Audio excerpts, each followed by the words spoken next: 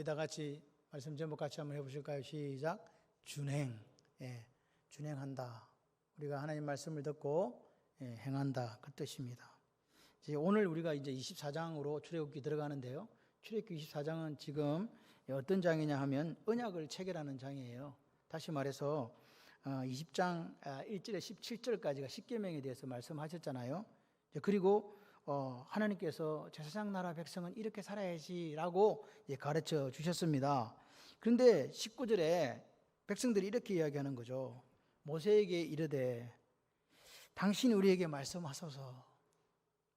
우리가 들으리이다. 하나님 우리에게 말씀하지 말게 하소서. 우리가 죽을까 합니다. 이렇게 하면서 모세에게 하나님의 말씀을 듣고 우리에게 이야기해 달라고 한 거죠. 그래서 그때부터 모세가 이스라엘 백성과 하나님 사이에 중보자가 그렇게 된 거예요. 이해되시죠? 네, 그렇게 됐습니다. 그래서 출애굽기 20장 22절부터 여호와께서 모세에게 이르시되 가라사대 그렇게 해서 이제 이야기가 시작됩니다. 그때부터 이제 언약의 책에 기록된 내용들이 이제 시작됩니다. 그래서 이게 어디까지 기록되냐니까 우리가 지난 시간에 했던 23장 33절까지가 언약의 책에 기록된 내용들이에요. 그래서 모세는 듣고 하나님은 말씀하시고 이렇게 된 겁니다. 그러니까 이 부분은 언약의 책에 나온 부분은 실제적으로 십계명이 더 이렇게 확장되어지고 세세하게 그 내용을 강조해서 하나님께서 이스라엘 백성들에게 가르쳐 주시는 거죠. 자, 이렇게 하고 나서 이제 오늘 이제 언약식을 체결하게 됩니다.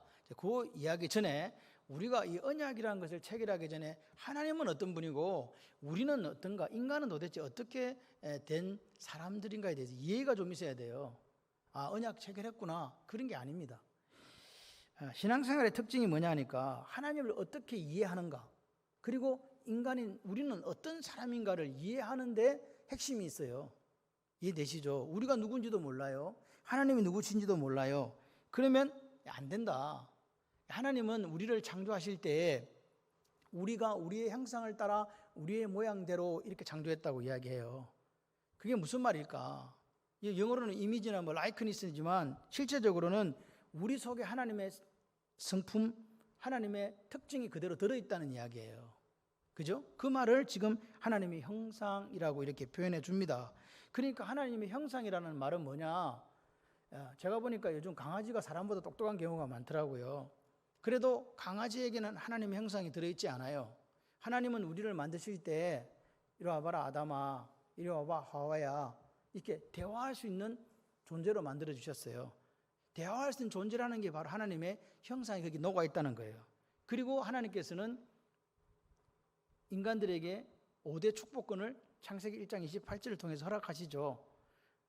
생육하고 번성하고 충만하고 정복하고 다스리는 이 복 중에는 이걸 문화로 만들어가라는 문화 명령이기도 해요. 그래서 하나님께서는 인간들에게 에덴 동산에서 경작할 수 있는 지혜와 능력의 존재로 만들어 주었다. 이 경작이라는 것 자체가 농사만 짓는다는 뜻으로 보다는 더 광의로 해석한다면 다른 것까지도 이렇게 만들어낼 수 있다는 것을 우리에게 의미합니다. 그러니까 하나님의 형상으로서 인간은요, 로봇이 아니에요. 어떤 사람들이냐? 하나님께 주시는 5대 축복권을 수행할 수 있는 창의적인 지혜가 있고요, 또 예술가적인 능력이 있고요, 그리고 문화를 발전시킬 수 있는 그런 능력, 그런 존재로 하나님께서 우리를 만들어 주셨다. 그러니까 하나님이 바라보실 때는 우리를 만들어 놓으시고 보시기에 심히 좋았다, 이 말을 하실 정도로, 다른 거는 다 좋았다 했는데 인간만 만들어 놓고는 뭐라고요? 심히, 매우도 톱이라고 그런 말씀을 우리에게 하셨습니다. 그러니까 하나님은요, 그렇게 인간을 만들었기 때문에 그렇게 대접하고 싶은 거예요. 이해되세요? 하나님은 그렇게 만드셨기 때문에 나는 너를 그렇게 대접하고 싶다는 거예요. 어떤 하나님의 형상을 가진 사람으로서 대접하고 싶다. 그런데 하나님은 인간에게 너는 그렇지만 창조주가 아니고 피조물이니까 나와의 관계, 즉 하나님과의 관계 속에서 풍성한 삶을 살아라, 그렇게 말씀하시는 줄 믿습니다. 그런데 이렇게 말씀해놓고도 하나님은 그 약속이 지켜지지 않을 것을 아시고 이미 창세전에 구원을 계획하셨다라고 또 성경은 이야기해요. 무슨 말이냐? 하나님이 우리에게 자유의지를 주셨거든요. 그 자유의지를 주셨을 때에 그 의지를 가지고 하나님의 관계 안에서 사랑하고 그 말씀을 순종하고 그렇게 행복하게 기쁘게 에덴을 누려가는 게 아니라 거기에 뭐가 있었다? 반역이 있었다는 거예요. 그럴 줄 알고도 하나님께서는요, 우리에 대한 하나님의 형상, 다시 말해서 그 인격성을 포기하지 않으시는 거예요. 이해가 되시면 하면. 오늘 우리가 보세요. 우리가 좀 부족하고 우리가 때로는 죄 짓고 넘어져도 하나님은 우리가 하나님의 형상으로 만드신 그 부분, 즉 인격성을 포기하지 않으신다. 그거를 기억하셔야 돼요. 그러니까 하나님은 오늘 우리가 어떤 디테일하게 어떤 프로그래밍된 로봇이 아니라 뭐라고요? 인격적이고 관계를 통해 자발적으로 찬송도 하고 경배도 드리고 그렇게 받으시기를 원하시는 거예요. 억지로면 너 내한테 말 안 들으면 죽는다 이런 게 아니란 말입니다. 그건 인격적이지 않잖아요. 벌 받을까 봐, 죽을까 봐. 만약에 하나님 앞에 순종한다면 그것은 하나님의 형상하고는 다르다. 이거 이해가 있으시길 바랍니다. 그런데 하나님은 어떤 하나님이시냐? 이 선을 그어놨어요. 어떤 선을 그었냐? 나는 창조주, 너는 피조물. 그 질서 안에서 네가 자유의지를 가지고 자유롭게 선택하고 하나님과의 관계를 맺어가라. 아멘. 그래서 우리는요, 뭐냐? 하나님이 만드신 최고의 걸작품이에요. 그래서 하나님과 관계를 잘 맺을 때 풍성한 복을 누리고 온전한 삶을 살 수 있다. 그렇게 만들어진 존재란 말입니다. 노예로 만들고 로봇으로 만든 게 아니라고요. 그렇게 하나님께서 디자인했다고요. 그렇게 설계하셨다고요. 우리가 우리의 형상들, 우리의 모양대로 안 만들어도 됐는데 왜 인간을 그렇게 만드셨냐? 그게 하나님의 사랑이 있는 거 아니겠습니까? 그게 하나님의 은혜가 있는 거 아니겠습니까? 그래서 이렇게 생각하는 거예요. 하나님이 정말 우리를 사랑하셨구나. 지금 이 시간도 하나님 나를 얼마나 이렇게 사랑하시는가가 느껴지게 됩니다. 그래서 하나님께서는요, 그런 관계를 맺어감에 있어서 아까도 말씀드렸죠. 강제적이거나 기계적으로 순종하고 찬양받고 경배받기를 원하지 않으신 거예요. 그 샘플이 뭐냐? 바로 선악과입니다. 우리는 흔히들 선악과를 이렇게 생각합니다. 왜 하나님은 선악과를 만들어가지고 사람으로 하여금 범죄하게 했는가? 이런 의혹을 가지고 있습니다. 더더군다나 동산에 있는 나무는 모든 실과는 다 먹으라고 하시고 유독 선악과만 제한했다는 거죠. 그래서 범죄를 부추긴 것 아니냐라고 그렇게 의심하는 사람들이 있습니다. 그럴까요? 과연 그럴까? 이 말입니다. 하나님은 오늘 우리에게 뭘 주셨다고요? 하나님의 형상을 주셨다고요. 하나님의 자유의지를 우리 속에 그대로 심어주셨어요. 그래서 이 자유라는 말은요, 기독교에서 나왔어요.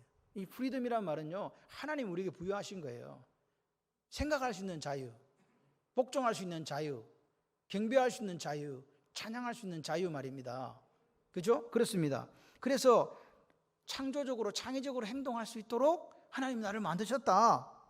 그래놓고 심히 보시기 좋았다 했는데 하나님이 그 인간을 함정에 빠뜨리려고 선악과를 만들어가지고 따먹는 걸 보면서 저놈의 자식 그러면서 희열을 느끼셨겠냐? 아닙니다. 그럴 리가 없습니다. 여러분, 하나님은 어떤 분인지 아세요? 하나님 우리를 그만큼 믿으셨다는 거예요. 왜? 우리 속에 뭐가 있기 때문에? 하나님의 형상이 있기 때문에. 맞습니까? 보세요. 하나님이 만약에 그렇게 우리에게 함정을 파놓고 그렇게 하실 것 같았으면 온 우주를 창조하시고 우리에게 무상으로 지구를 주실 리가 없어요. 그죠? 그런 분 같으면 그럴 리가 없단 말입니다. 하나님이 언제 우리 보고 너희들이 내가 만들어 놓은 거 사용하니까 월세를 내놔라. 뭐 그런 적 있습니까? 그리고 우리가 자연을 이렇게 다스려가고 경작해 갈 때에 하나님 오셔가지고 시시콜콜 그거는 이렇게 하면 안 되지, 그건 이렇게 해야지, 그렇게 말씀하신 적이 있습니까? 여러분, 오늘 우리가 하나님을 제대로 알아야 돼요. 하나님 믿는데 그분이 누군지를 모르면 곤란해집니다. 그래서 하나님을 올바르게 알고 올바르게 믿을 필요가 있다. 할렐루야. 그래서 오늘 하나님은 인간을 어떻게 만드셨다고요? 스스로 판단하고 스스로 결정할 수 있는 인격적인 하나님의 형상을 따른 존재로 만들어 주셨다. 그렇게 인격적이고 자유로운 존재로 하나님께서 창조하신 후에 하나님 역시도 그 인간을 다루는 방법에 있어서 인격적이었다 이 말입니다. 하나님이 나는 창조주고 너는 피조물이니까 너는 무조건 내 말을 들어야 되고 너는 무조건 율법을 지켜야 되고 이 언약을 체결해야 된다 이렇게 하신 적이 없다 이 말입니다. 항상 그들에게 선택의 자유를 주신 거예요. 그래서 하나님은 우리에게 인격적이를 원하셨는데 그런데 한 가지 우리가 누구라고요? 하나님의 피조물이잖아요. 그래서 피조물에 한계가 있다. 에덴 동산을 관리할 청지기로서의 한계가 있는 거예요. 그 한계가 무엇일까? 같이 해보실래요? 하나님과 같아지지 않는 것. 하나님과 같아지지 않는 것이 한계예요. 하나님과 같아지지 않고 우리의 자리를 지키면서 질서를 지키면서 하나님과의 관계 안에서 하나님의 형상을 따라 행복하기를 원하시는 아버지의 마음이 있답니다. 그래서 하나님은 선악을 알게 하는 나무를 동산 중앙에 두시고 약속하는 거예요. 하나님 그게 단 하나의 에덴 동산에서 명령이 있었지 않습니까? 얘들아, 모든 실과 다 따먹어라. 심지어는 생명나무도 열매도 따먹어도 된다. 그런데 저 동산 중앙에 있는 선악을 알게 하는 나무는 열매는 절대로 따먹으면 안 된다. 만약에 너희들이 따먹게 되면 반드시 죽는다. 그죠? 그렇게 말씀하셨죠. 그게 무슨 말입니까? 이 약속 내가 너한테 이렇게 명령하는데 이 약속 지켜야 된다. 이게 인격성이라고요. 따먹지 마라 했을 때 따먹을까 따먹지 말까에 대한 결정을 누가 한다는 겁니까? 우리가 한다는 겁니다. 하나님은 인간을 하나님의 형상으로 지으시고 어디서 자유롭기를 원했냐니까 마치 물고기가 물속에 있을 때 안전한 자유를 누리듯이 그 약속 안에서 자유롭기를 원하셨다 그 말입니다. 그렇죠? 그러니까 그 방법은 하나님이 아담과 하와를 창조하시고 언약을 맺으시면서 그 인격성을 요구했던 그 하나님이 오늘 21세기도 여전히 동일한 하나님이시다. 나에게도 똑같이 그렇게 요구하시지. 어떤 틀을 만들어 놓고 이 속에 들어오지 않으면 너는 죽는다, 너는 벌받는다, 너는 저주받는다 이렇게 하신 적이 없다는 거죠. 인격성입니다.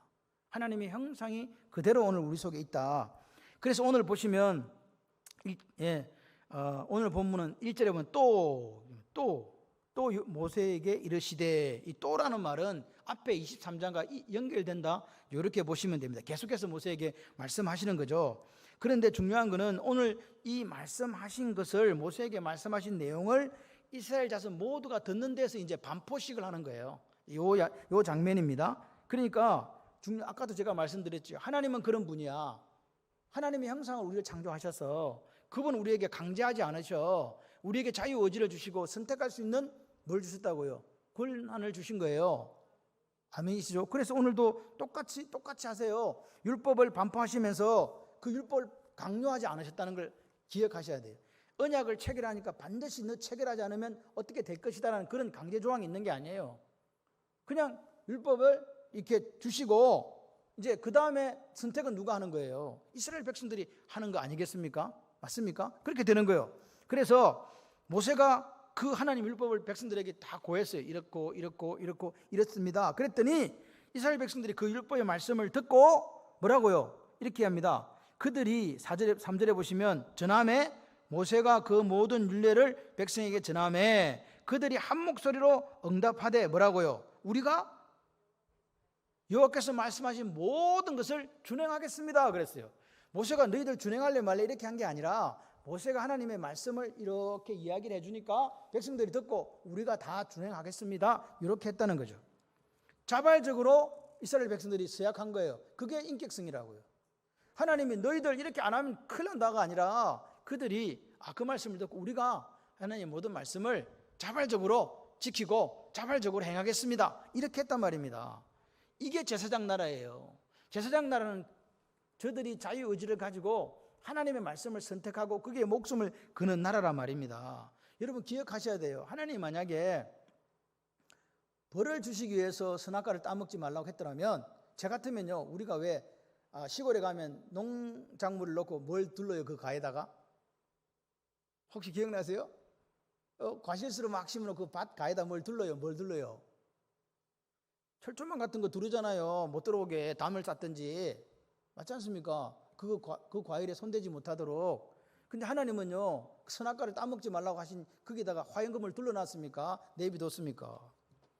하나님은 선악과를 따먹지 말라고 하시고도요, 화염금을 두르지 않았습니다. 다시 말해서 아담과 약속을 체결할 때도 뭐라고요? 강제로 그걸 지키라고 하지 않으셨고, 오늘 보십시오. 이스라엘 백성들도 시내산에서 3개월 만에 왔지만 그들도 역시 430년 동안 종살이 하다 살아온 노예들이었거든요. 근데 그들에게도 마찬가지로 인격성을 요구하시는 거예요. 그런데 여러분, 노예들은 인격적인 대접을 받아봤을까요? 못 받아봤을까요? 못 받았죠. 그죠? 그렇습니다. 그리고 만약에 이렇게 선택을 해라, 네가 알아서 이라면 방종할 수 있는 위험성도 얼마든지 있습니다. 그럼에도 불구하고 하나님은요, 율법을 이렇게 반포하시면서 뭐라고? 자발적인 의사, 자원하는 심령으로 하나님 법에 반응하도록 하셨다는 거예요. 네가 하든지 안 하든지 그건 네가 자유의지를 가지고 내가 너에게 형상을 주었으니까, 내 형상을 주었으니까 선택해라. 여러분, 오늘 하나님은요, 어떤 분일까? 온 우주를 창조하시고 아름다운 피조물들을 우리에게 주셨어요. 우리 집사님 중에서 기도하면 실을 이렇게 엎는 집사님 있잖아요. 근데 참 저는 그거 부러웠어요. 하나님 주신 것들, 가을에 이 약간 차가운 바람이 부는 거, 차를 타고 지나가다 보면 나달들이 이렇게 맺혀가는 것들, 푸르름들, 그런 것들이 우리에게 감사로 느껴지지 않지만 그게 날마다 여러분들이 감사로 느껴지시기를 바라요. 그 모든 것들을 하나님께서 우리에게 뭘로 줬냐니까 선물로 주셨거든요. 그죠? 선물로 주시면서 하나님께서 이거 내 거니까 너희들이 그거 공기 한번 맡을 때마다 10원 내고, 푸른 하늘 한번 볼 때마다 100원 내고, 그런 거 있습니까? 그런 권리 주장하셨습니까? 안 하셨잖아요. 예? 천사들을 보내갖고 5분 달부터 20만 원씩 갚아라, 그렇게 하신 적도 없지 않습니까? 여러분 잘 생각을 해보세요. 이스라엘 백성들이 어떻게 제사장 나라가 거룩한 백성이 되었습니까? 왜 됐습니까? 그들이 무슨 그렇게 제사장 나라가 될 만한 그런 행동을 하였나요? 그런 삶을 살았나요? 아닙니다. 처절하게 노예로 살았습니다. 그들이 너무 노역이 심해지고 고통스러우니까 하나님께 부르시셨거든요. 근데 하나님께서는요, 600여 년 전에 아브라함에게 약속하셨던 그 약속을 잊지 않으시고, 할렐루야, 모세를 80년 동안 준비시키셔서 그들을 열지양과 홍해를 건너게 해주셨지 않습니까? 그리고 보세요, 그들은 광야길로 접어들었을 때에 만나와 메추라기를 하나님께 주셨어요. 그들이 그들의 생명을 위해서 뭘 농사를 지어 돈을 벌어가지고 먹을 양식을 장만한 게 아닙니다. 양식을 비같이 내려주시는 하나님을 만났습니다. 맞습니까? 그리고 물이 없을 때 어떻게 했습니까? 하나님께서요, 마라에 썬물을 달게 해주셨고, 물이 없을 때 반석을 쳐서 물을 주신 하나님입니다. 그러니까 이스라엘 백성들 입장에서는요, 여기까지 온 것도 감지덕지예요. 솔직히 440년 종살이에서 해방된 것도 기적 같은 일이고, 홍해를 건너고 여기까지 재앙석에 죽지 않고 살아남아가지고 여기까지 시내산 아래 와 있다는 것 자체가 기적 중에 기적이란 말입니다. 맞습니까? 그게 하나님의 은혜예요. 오늘 우리가 여기 예배 드리러 온 거, 제가 여러분을 눈으로 볼 수 있다는 게 하나님의 은혜고 하나님의 기적인 줄 믿습니다. 그러니까 보세요, 이 백성들은요, 솔직히 제가 볼 때는 선택권이 없어. 상황적으로 보세요. 이들에게 무슨 선택권이 있겠습니까? 왜냐? 지금도 그들은 하나님의 도우심이 없이는 한 발짝도 움직일 수 없는 사람들이었잖아요. 그렇죠? 광야에서 하나님께서 구름 기둥과 불 기둥으로 인도하지 않았다면 어떻게 되겠습니까? 하나님이 앞서가지 않고 여호와의 사자를 보내주지 않다면 어떻게 됐겠냐, 이 말입니다. 그런데 하나님은요, 그렇게 선택권도 원래 없는 사람들이에요. 일방적으로 하나님께서 지금 계속해서 이스라엘 백성들에게 뭘 베풀고 계세요? 사랑과 은혜와 복을 베풀고 계시는 거죠. 그러면서도 이 법은 이 언약책에 있는 이 법은 너희들을 위한 거니까 무조건 지켜야 돼 라고 하지 않으셨다는 거예요. 이게 인격성이에요. 이걸 이해하셔야 돼요. 이 율법의 언약 체계식을 하면서 하나님은 강제하지 않으셨다는 거예요. 왜 그렇습니까? 하나님이 원하시는 게 뭐라고요? 같이 해보실래요? 하나님이 원하시는 것은 자발적인 순종입니다. 예, 여러분들이 마스크가 이렇게 있다 보니까 숨쉬기가 불편해도 주무시면 안 돼요. 잠은 침대에서, 교회에서는 예배를 드리자. 할렐루야. 예. 하나님께서 왜 자발적인 순종을 원했냐? 그게 하나님께서 우리를 만드셨을 때, 디자인했을 때 원래 모습이니까 그래요. 그렇죠? 여러분, 왜 하나님이 십계명에서 나 외에 다른 신을 섬기지 말라고 그랬을까요? 너 다른 신 섬기면 죽는다, 이게 중요했겠습니까? 아니면 나만 섬기는 게 복이기 때문에 말씀했겠습니까? 잘 생각을 해보세요. 너희들 십계명 안 지키면 다 내가 벌 줄 거야, 그런 거 아닙니다. 나만 섬기는 게, 창조주신 여호와만을 섬기는 게 그들에게 진정한 복이기 때문에 말씀하신 거지, 너희들 이거 안 지키면 나한테 혼나, 이런 게 아닙니다. 이걸 이해해야 돼요. 이걸 이해하지 못하면 하나님의 말씀에 순종할 수가 없어요. 이게 뭐냐? 이것이 뭐냐? 하나님 말씀, 하나님 마음이에요. 같이 한번 해보실래요? 하나님 아버지의 마음을 알지 못하면 우리가 순종할 수 없답니다. 하나님 마음을 알지 못하는데 어떻게 순종해요? 하나님이 오늘 강제하지 않는다는 이 사실이 얼마나 충격적인가를 생각해 봐야 돼요. 이스라엘 사람들은 선택할 수 있는 대안이 없어요. 그런데 하나님은 강제하지 않는 거예요. 지금도 앞으로도 이 사람들은 하나님의 은혜가 아니고서는 이 광야길에 살아남을 수도 없는데 하나님은 이 율법과 언약책을 반포하시면서 강제하지 않으셨다 이 말입니다. 그러니까 사람들이 이야기하는 거예요. 3절에서 다 준행하겠습니다 이랬더니 모세가 미심 적었나? 그걸 다시 기록하는 거예요. 다 기록했어요. 왜 그러냐? 분위기가 고조되면요 뭐가 발동하기 때문에? 군중 심리가 발동하기 때문에 그냥 다 하겠다고 할 수도 있다라고 생각할 수 있잖아요. 그래서 모세가 그렇게 하지 않은 거죠. 그래서 구두 언약으로 끝내지 않고 어떻게 했냐? 제단을 다시 쌓은 거예요. 그리고 12기둥을 세웠어요. 그리고 그 후에 번제와 오늘 성경으로 화목제를 드렸습니다. 그리고 반은 그 제단의 피의 반은 제단에 뿌리고 소를 잡아가지고 반은 어디다가 양푼에 담아가 있는 거 어디다 뿌렸겠어요? 사람들에게 뿌린 거예요. 피를. 그리고 나서 언약책을 갖다가 다시 한번 백성들에게 읽어주는, 낭독해 주는 거죠. 그랬을 때 백성들이 오늘 보시면 7절에 뭐라고 해요? 그들이 이르되 우리가 여호와의 모든 말씀을 뭐 하겠다? 준행하겠습니다. 아멘이십니까? 그러니까 이 사람들은 보세요. 자발적으로 지금 준행하겠다고 이야기하는 거지 하나님이 준행하지 않으면 너희들은 벌 받는다 해서 준행하겠다고 한 게 아닙니다. 그들은 그 말씀을 듣고 자발적으로 몇 번씩 2번에 걸쳐서 우리가 그걸 지키겠습니다.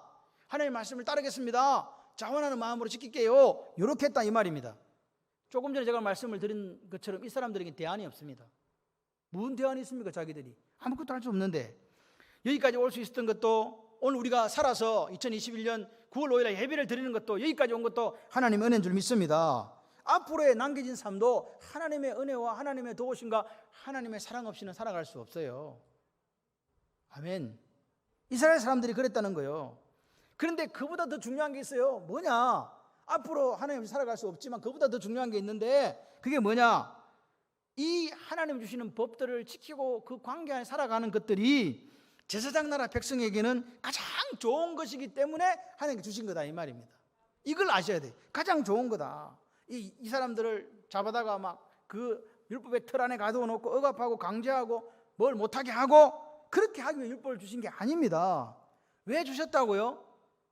하나님 나라, 제사장 나라, 거룩한 백성들은 이렇게 살 때 가장 복되기 때문에 아버지의 마음으로 그 법을 주신 거라 이 말입니다.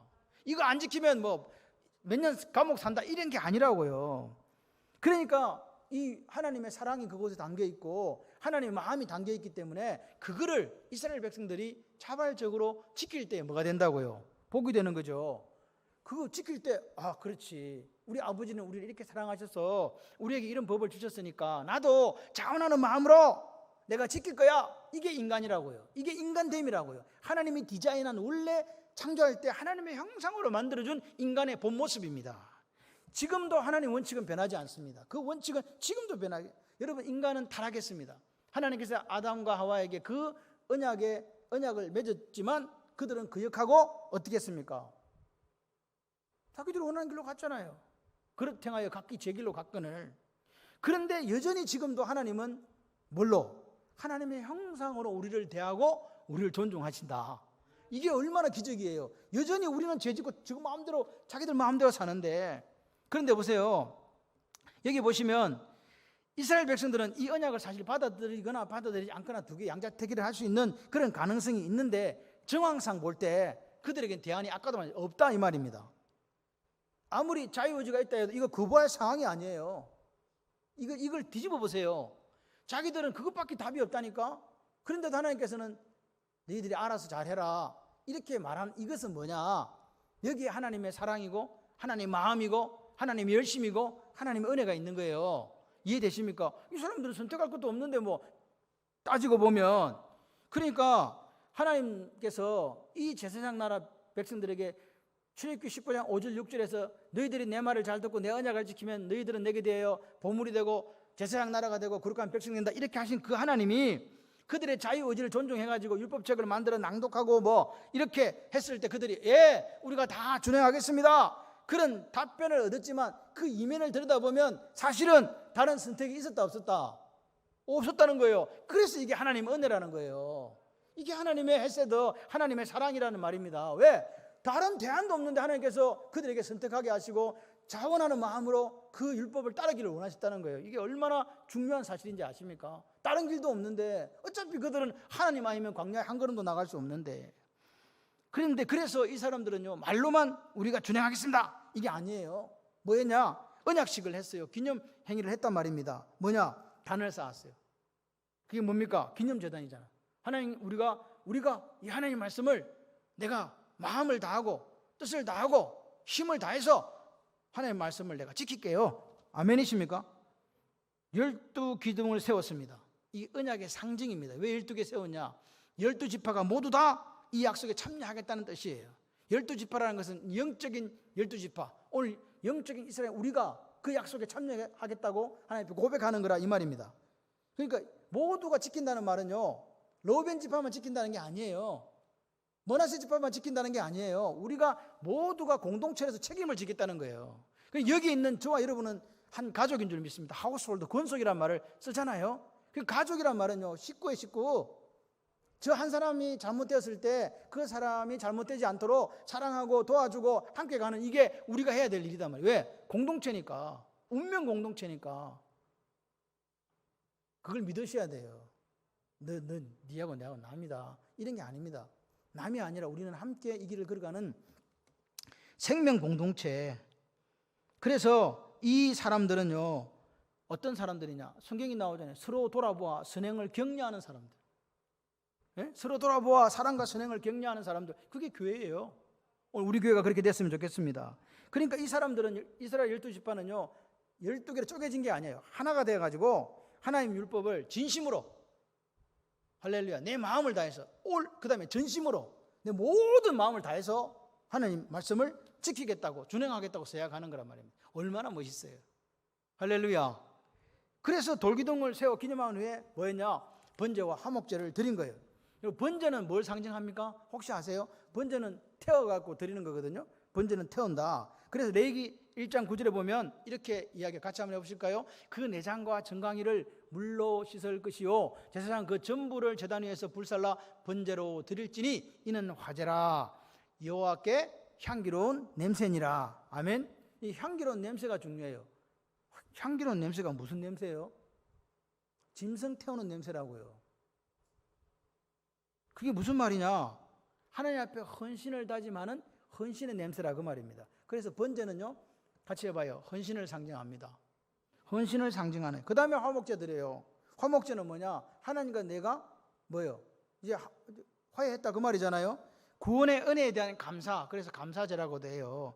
하나님의 구속, 우리를 구원하신 그 은혜에 감격하여 헌신을 맹세하는 서원제사. 내가 헌신하겠습니다, 서원한다 이 말입니다. 그리고 자원한다, 자원제사, 이런 표현을 해요. 화목제라는 말을 히브리어로 하면요 제바와 시렘인데, 이 제바라는 말 자체가 동물을 잡아 죽이는 희생을 의미해요. 제바가 희생입니다. 그러니까 레위기에서 사용된 이 제바라는 말은 전부 희생이에요. 죽어야 된다, 희생입니다. 시렘은 뭐냐? 보답이에요. 보답.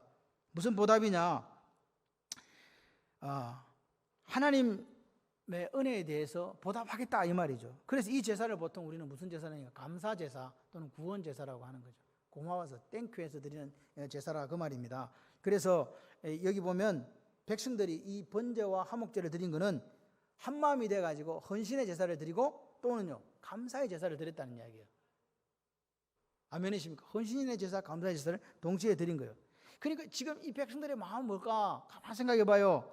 하나님 진짜 마음으로 다해가지고 하나님 주신 율법을 즐거워하면서 순종하겠다는, 감사하면서 고맙다고 땡큐하면서 그렇게 순종하겠다고 지금 이 제사를 드리고 있습니다. 그리고 나서 모세가 나머지 이제 피를 이제 어디고 백성에게 뿌렸는데, 그 백성에게 다 소 한 마리 잡아갖고 다 뿌려요, 못 뿌려요?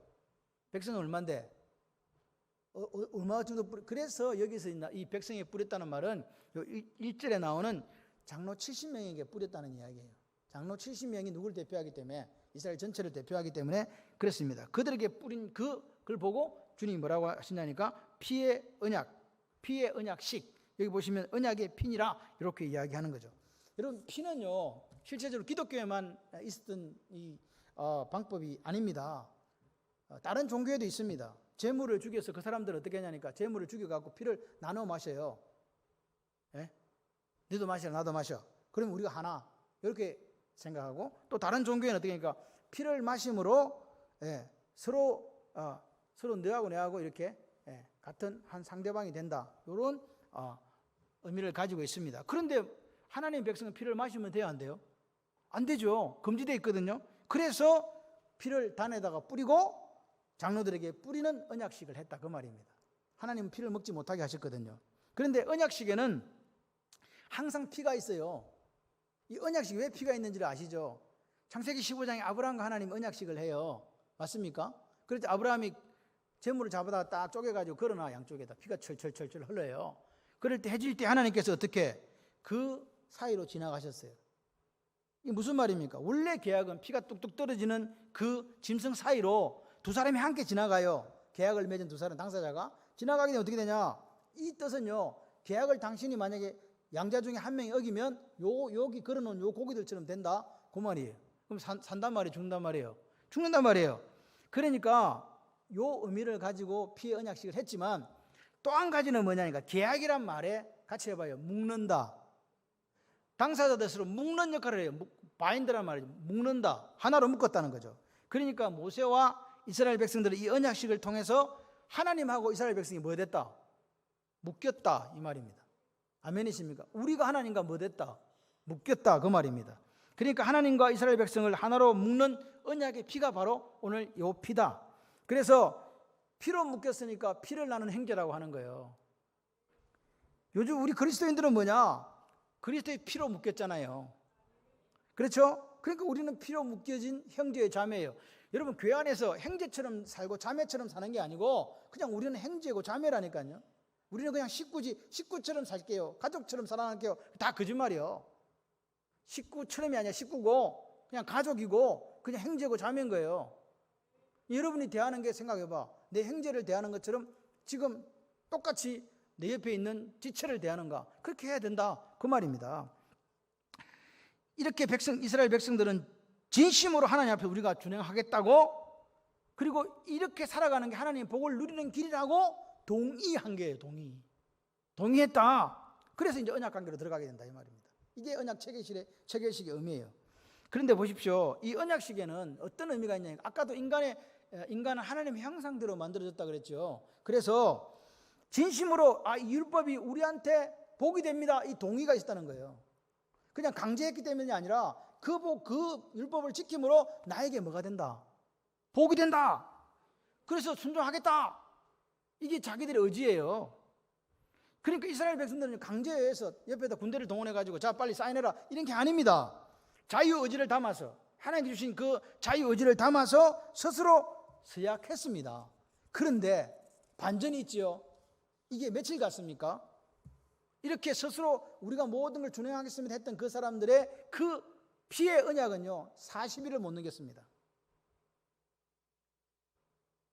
모세가 율법 받으러 시내산에 올라간 사이에 백성들이 어떻게 했습니까? 모세가 안 내려오니까 무섭고 두려워져서 이제 우리는 어떻게 살지? 그랬을 때 백성들이 들고 일어나기 시작합니다. 우리를 애굽에서 인도해낸 신을 만들어 달라고 아론을 겁박하기 시작합니다. 그래서 아론이 금송아지 형상을 만들잖아요. 어떻게 했습니까? 그들이 그 앞에서 엄란한 춤을 주고 뛰어놀면서 그렇게 이방신을 섬기는 것 같은 제사를 지내서 모세가 산에 내려오면서 두 돌판을 깨뜨려버리고 그래서 많은 사람이 죽게 되는 아픈 역사가 있었지 않습니까? 그리고 나서 800년이 흐른 후에 하나님이 예레미야와 약속을 하는 거예요. 예레미야 31장 32절에 이렇게 이야기해요. 시작. 이 언약은 내가 그들의 조상들과 손을 잡고 애굽 땅에서 인도하여 내던 날에 맺은 것과 같이 아니할 것은, 내가 그들의 남편이 되었어도 그들이 내 언약을 뭐했다? 깨뜨렸음이라. 여호와의 말씀이니라.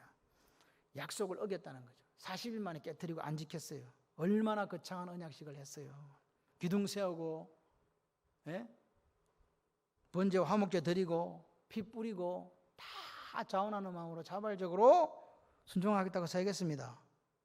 얼마나 복스럽고 얼마나 감격적인 순간이었습니까? 근데 여러분 기억하셔야 돼요. 우리가 하나님 앞에 우리가 하나님 말씀대로 살게요, 자원하는 마음을 했다 할지라도 그것을 지켜내는 데는 수십 배의 노력이 든다는 사실을 아시죠?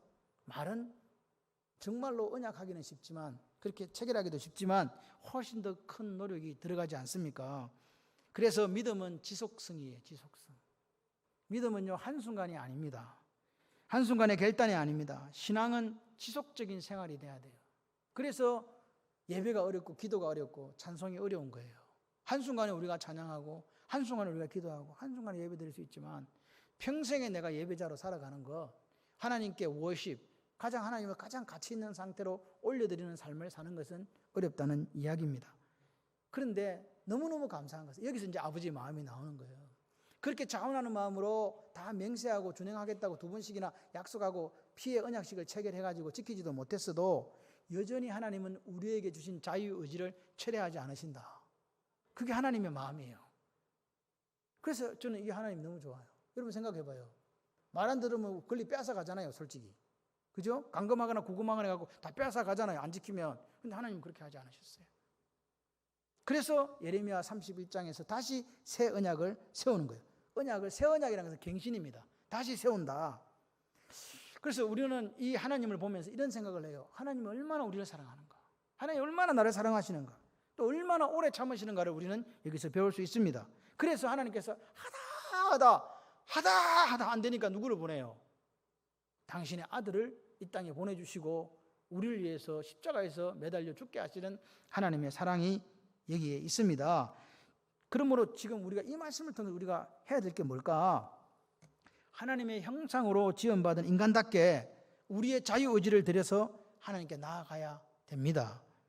왜냐하면 하나님은 지금도 우리의 자유의지를 철회하지 않으시고 여전히 약속을 체결하시고 새 언약을 경신하시고 자발적인 순종을 원하시기 때문에요. 그게 우리에게 가장 행복한 길임을 하나님은 아시는 거예요. 하나님의 관계 안에서 그렇게 하나님 말씀을 자원하는 마음으로 지켜나갈 때 그게 가장 복이 된다는 거, 그게 하나님께서 하늘의 문을 여시고 복을 주시는 축복의 길이라는 것을 하나님께서는 아시는 거죠. 비록 우리가 실패했어도 우리가 준행하겠습니다 했던 이 이스라엘 백성들의 고백은 제가 볼 때 소중한 거예요. 우리가 넘어지고 쓰러진다 할지라도 하나님 앞에 자원하는 마음으로 하나님, 제가 열심히 하나님 말씀을 지키며 살게요. 이렇게 했는데 넘어져요. 실패해요. 그런데 하나님은요, 고마운 게 우리를 포기하지 않았어요. 그냥 이렇게 하지 않으시고 뭐라고요? 실패해도 다시 약속 갱신하시면서 다시 언약 속으로 들어와. 괜찮아. 그렇게 말씀하시는 거예요.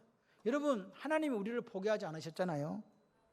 그러니까 오늘 우리가 어떻게 해야 되겠어요? 이 아침에 하나님 우리에게 주신 이 소중한 자유의지를, 형상대로 지음받은 이 자유의지를 들여서 하나님께 예배했으면 좋겠습니다. 그리고 하나님 말씀에 순종하는 삶을 사셨으면 좋겠습니다. 우리 교회가 이 땅에서 발을 디디고 살잖아요, 성도들이. 그런데 그 삶은 하늘 창고에 쌓는 삶이 되셨으면 좋겠다. 하늘에도 은행 계좌가 있어요. 적금도 있답니다. 그 적금을 드시기를 바랍니다. 차곡차곡 쌓여가도록, 차곡차곡 쌓여가는데 막 벌 받을까 봐가 아니라 내 의지를 들여서 자원하는 마음으로 순종했으면 좋겠습니다. 살다 보면 또 넘어지고 쓰러지고 실패했어도 다시 우리는 12기둥을 세우는 거예요. 다시 번제와 화목제를 드리는 거예요.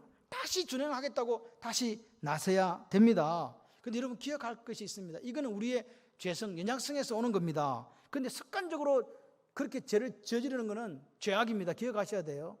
하도 열심히 하나님 앞에 자원하는 마음 살다가 쓰러지는 것은 어쩔 수 없습니다. 그런데 습관적으로 계속해서 그 죄를 짓는다고 하는 것은 그건 죄악입니다.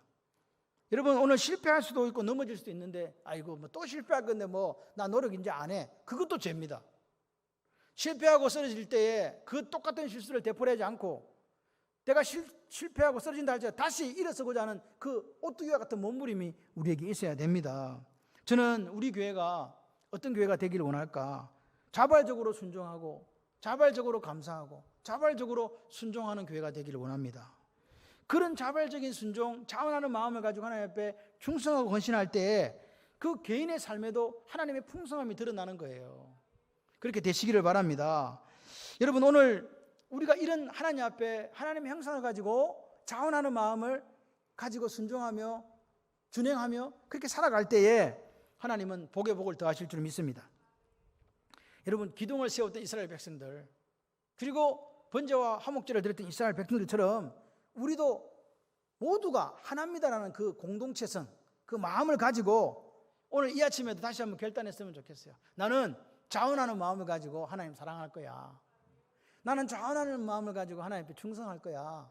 나는 자원하는 마음을 가지고 하나님께 헌신할 거야. 주님 오시는 그날까지. 그래서 하늘 아버지께서 그렇게 살아가는 저와 여러분들에게 풍성히 부어주시는 복이 있기를 주님의 이름으로 축원합니다.